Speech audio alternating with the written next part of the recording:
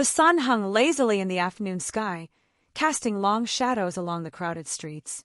The air was thick with the smell of grilled meat from roadside vendors, the honking of impatient drivers filling the air. The city was alive, pulsing with energy, but for her, this was just another ordinary day. She hurried toward the bus stop, adjusting the strap of her bag on her shoulder. Her mind was elsewhere, on the errands she needed to run, on the messages she hadn't replied to, on the dinner she was planning later that night.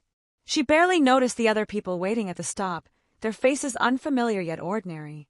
The bus rumbled toward them, its brakes screeching slightly as it pulled up. The doors swung open, and the usual rush of passengers pushed forward, eager to secure a seat before the vehicle became too crowded. She moved with the flow, stepping onto the bus, her eyes scanning for an empty spot. It was the same as every other ride she had taken before. The old, slightly torn seats, the faded advertisements on the windows, the rhythmic hum of the engine vibrating beneath her feet. She found a seat near the window and settled in, exhaling as she let the bus carry her toward her destination. She barely paid attention to the people around her. A man in a suit sat 2 rows ahead, tapping on his phone. An elderly woman clutched her purse tightly, her eyes fixed on the passing scenery. A group of teenagers in school uniforms laughed at an inside joke, their voices blending into the sounds of the city. Nothing unusual, nothing alarming, just another bus ride. She pulled out her phone, scrolling absent-mindedly. Messages from friends, notifications from social media, a reminder about a bill she needed to pay. She sighed. Life was busy, but predictable. Then, out of the corner of her eye, she noticed something. A man, tall, lean, dressed in dark clothing, shifted from one seat to another. First, he sat near the front. Then, a few minutes later, he moved to the middle, glancing around as if searching for something. His hands rested in his pockets, his posture tense. She frowned slightly but shook the thought away. Maybe he was just uncomfortable. Maybe he was looking for a better spot. She returned to her phone. A few moments later, another person caught her attention. A woman, mid-30s, neatly dressed, was whispering into her phone. She spoke quickly, glancing toward the driver every now and then, her expression unreadable. Something about her urgency made the young woman uneasy. But again she dismissed it. Why was she overthinking things? She leaned against the window, watching as the city blurred past. Pedestrians hurried along the sidewalks. Vendors shouted out their prices. Motorcycles weaved dangerously through traffic. The bus stopped to pick up more passengers. A man in a blue jacket stepped on, his eyes scanning the seats before he chose one near the exit. He didn't seem particularly strange, yet something about him unsettled her. She told herself she was being paranoid, yet she couldn't shake the feeling that something was off. Another stop. More passengers got on. The man in the dark clothing moved again, this time closer to the back. The whispering woman was still on her phone. The man in the blue jacket kept glancing at his watch, his fingers tapping restlessly against his knee. Her stomach tightened. She didn't believe in coincidences, but she also didn't want to assume the worst. After all, this was just a bus ride. She turned back to her phone, willing herself to ignore the gnawing unease growing inside her. And then, the bus took a turn. Not just any turn. A turn that wasn't part of the usual route. Her breath hitched. She had taken this ride 100 times before. She knew the streets, the stops, the intersections. This wasn't where they were supposed to go.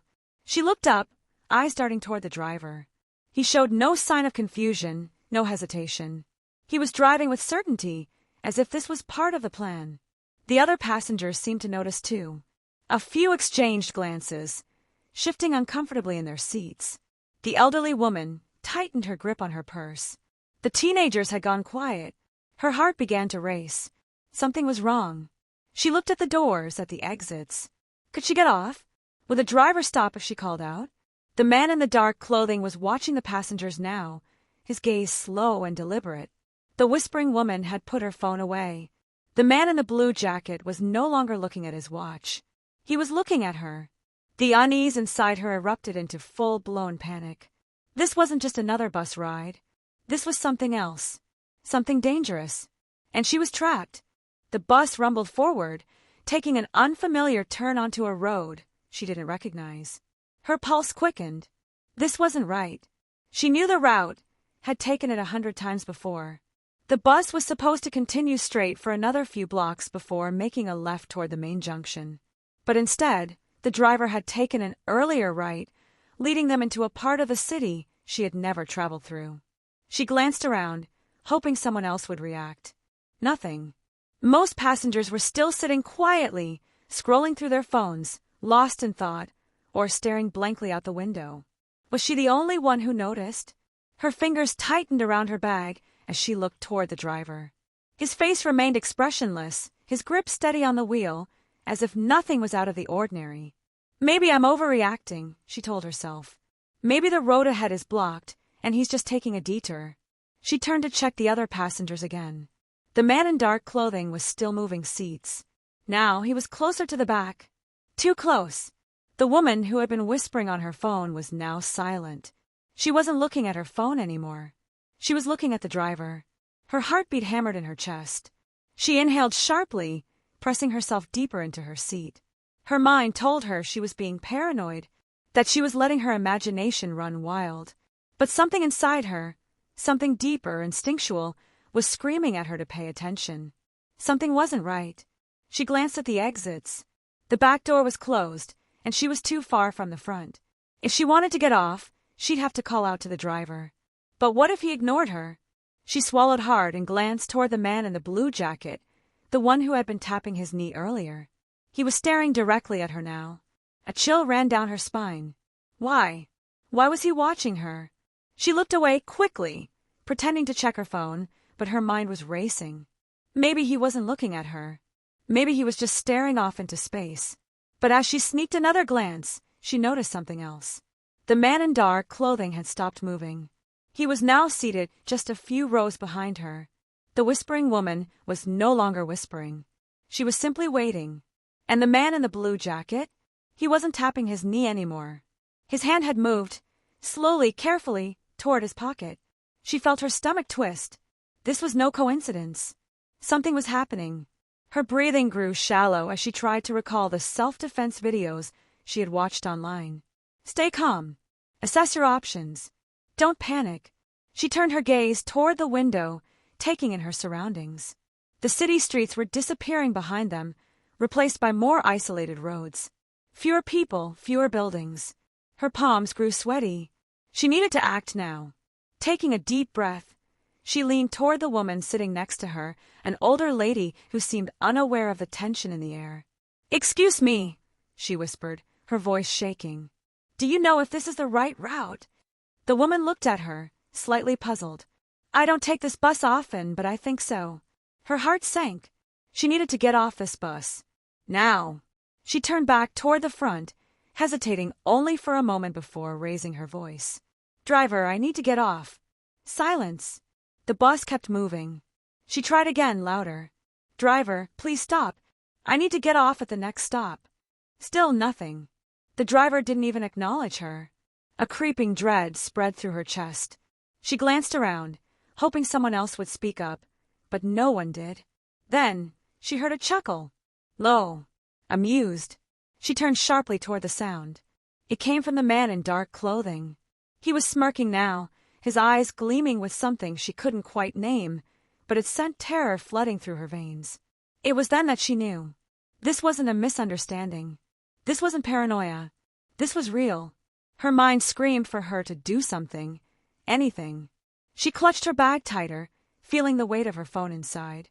Should she call someone? Text. But who would help her in time? Then, a voice came from behind. "Sit tight, sweetheart. You're not getting off just yet." Her breath caught in her throat. Slowly she turned. The man in the blue jacket was grinning now. His posture had shifted, relaxed, as if he had been waiting for this moment.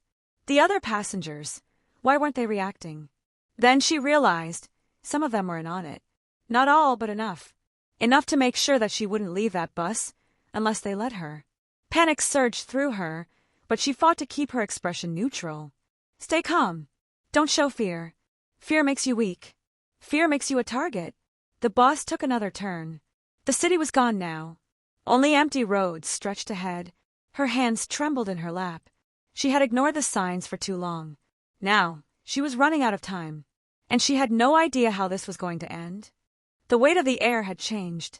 She could feel it pressing against her chest, thick with something unseen but undeniable. Fear coiled inside her, gripping her lungs, making each breath feel shallow. The bus was still moving, faster now, and the city streets had disappeared behind them.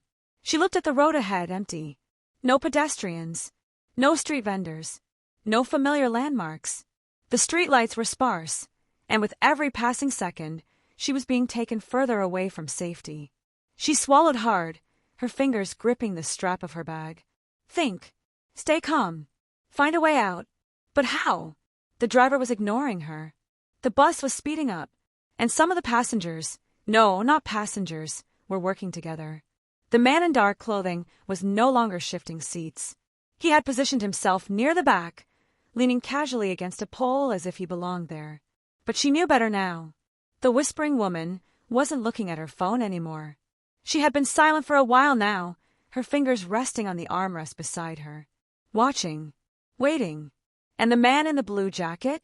He was still staring at her, the same slow smirk curling at the corners of his lips. Her mind screamed at her. Get out. Get off this bus. Now. She forced herself to breathe, to scan her surroundings. A handful of other passengers sat stiffly in their seats. Were they in on it, or just as trapped as she was? She had no way of knowing. The bus took another sharp turn, the tires screeching slightly. The driver hadn't spoken a word since she called out to him. It was intentional. She was trapped. Her heart pounded violently against her ribs. If she didn't act soon, she might not get another chance. She glanced at the emergency exit near the back. The lever was there, just a few feet away. Could she reach it in time? Could she pull it before someone stopped her? The man in dark clothing was too close.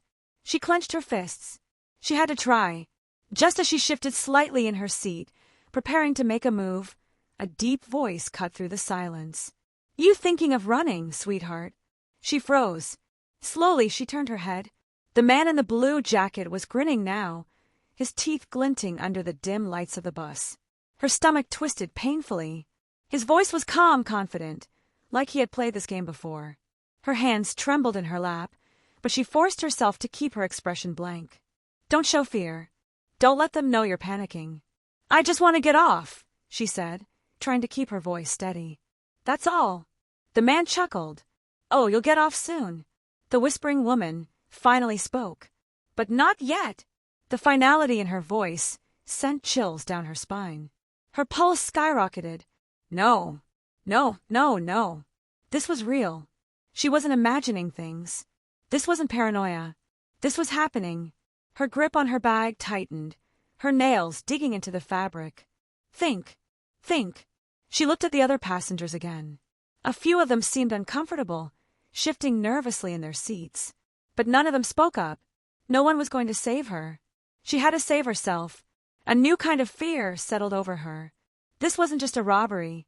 If they wanted money, they would have made their move already. But they were waiting, calculating. They weren't just after her bag. She clenched her jaw, her breathing quick and uneven. No, I won't let this happen.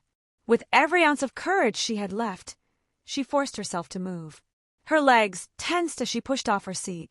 She bolted, straight for the emergency exit, but she had barely taken 2 steps before a heavy hand grabbed her wrist, yanking her back.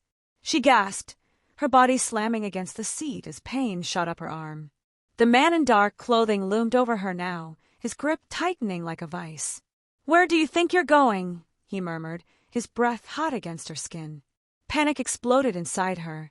She struggled, twisting against his hold, but he was too strong. Let go of me, she shouted, her voice shaking. The other passengers looked away. No one moved. No one helped. She was alone. Tears burned at the back of her eyes, but she refused to cry. She had to fight. Her free hand shot forward, nails digging into the man's arm, scratching, clawing, anything to make him let go. He hissed in pain, his grip loosening just enough for her to act. With every ounce of strength she had, she kicked her knee up, slamming it into his stomach. He grunted, stumbling back. She didn't wait. She lunged toward the emergency exit, fingers fumbling with the lever. "Don't you dare!" Too late. With one desperate yank, she pulled the handle. The bus doors burst open, wind rushing in as the vehicle kept moving. She hesitated. Jumping from a moving bus could kill her, but staying on could be worse. She made her choice. Taking a deep breath, she braced herself and leaped. The last thing she heard before hitting the ground was the sound of the man's furious shouting, the bus screeching as it swerved, and then darkness. The impact was harsh, sharp. She hit the ground harder than she had imagined, her body rolling across the pavement, scraping her skin. Pain shot through her leg, and for a moment, she thought she might not be able to move. But adrenaline surged through her veins, and before her brain could register the pain, her body was already pushing her to her feet. She was still in a daze, disoriented, but she didn't stop. She couldn't. The bus was still speeding down the road, and she needed to get away from the men, away from the trap she had narrowly escaped. Her heart pounded in her chest, her breath coming in quick, shallow gasps. Her legs felt unsteady as she stumbled to the side of the road, her hands gripping the nearest fence for balance. A car sped past, its headlights blinding her for a split second, but she didn't dare stop or look for help. She didn't trust anyone. Not now. She just needed to get far enough away, far enough so they couldn't catch up with her. She didn't look back. The bus had to stop eventually, but she wasn't willing to wait around to find out what would happen when it did. She felt like she had narrowly escaped something far worse than just a robbery. The way the man in dark clothing had grabbed her, the coldness in his voice, the way the others had just sat there, silently complicit, it made her blood run cold. It felt like she had narrowly escaped a trap set for her. By the time she reached a nearby bus stop, her legs felt like jelly, and the pain in her body was catching up with her. She collapsed onto the bench, breathing heavily, shaking uncontrollably. But she didn't care. She was safe for now. Her phone buzzed in her pocket. The sudden sound startled her, and she nearly dropped the phone when she pulled it out. She was too shaky to read the text, but the name on the screen made her stop. It was her sister. Her fingers hovered over the screen, her mind torn between calling her for help and deciding whether she should go straight to the police. What could she even say? What was happening on that bus? How could she explain everything without sounding like she had imagined it all? For the first time in her life, she felt like she couldn't trust her instincts. The overwhelming feeling that something was off had saved her from being trapped on that bus, but now she was left with questions and an unbearable sense of guilt. Her sister's text flashed again. "Where are you?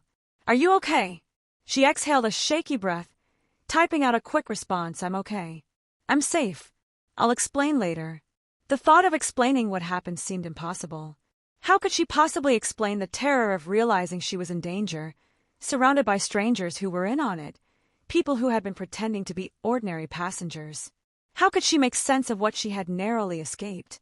She looked around, half expecting to see one of the men from the bus lurking nearby, but the street was quiet. No one seemed to notice her distress. Her pulse began to slow, the panic receding slowly but surely. But the fear didn't go away. It wasn't just about the bus ride anymore. The sense of vulnerability was overwhelming. She had been caught in someone else's plan. She had been so blind to the warning signs, so lost in her own world that she hadn't even realized something was amiss until it was almost too late. As she sat there, trying to regain control over her shaking body, the thought sank in: she wasn't safe. Not really. The next morning, she woke to the sound of a message alert on her phone. It was her sister again. But this time, the text was more urgent. "Did you hear about the robbery on the 2:15 bus? They say it was planned." Her breath caught in her throat. No, it couldn't be. She opened the message. She hadn't imagined it. The police were investigating. They were already linking the bus to a string of robberies that had been happening in the city. The stolen goods had been recovered from the bus that morning. Shiny new phones, purses, even wallets. Everything taken from unsuspecting passengers. But what chilled her more than anything else was the final line of the article. Authorities suspect the robberies were only a cover for a much more dangerous plan. Her stomach dropped. It hadn't been just about taking things. The way they had moved, the way they had controlled the situation, it wasn't just about money. It had been about something bigger. Her mind raced. The truth was slowly coming into focus. It wasn't just a robbery, it was a trap. They had been looking for someone. But why her? Why had she been the one chosen? Was she the target all along, or was she just unlucky? For the first time since the incident, the realization hit her hard. She had narrowly avoided something far worse than a robbery. The men, the calm voices, the way they had kept their cool. She wasn't just a random victim. They had planned to take her. What for? She didn't know, but she wasn't naive enough to think it was just about money. Her phone buzzed again. It was a news alert this time. The bus that had picked her up, the one she had been on, had been flagged by the authorities as a dangerous route. They were investigating it further, looking for connections between the bus ride and several other criminal activities across the city. The fear, the anxiety, the sense of danger, it came rushing back, but now it felt more like a weight than a threat. She had made it out, but the consequences of that single bus ride had changed everything. The world didn't feel the same anymore. She had learned the hard way that danger didn't announce itself. Sometimes it came quietly, under the cover of an ordinary day. And sometimes one bus ride could ruin you.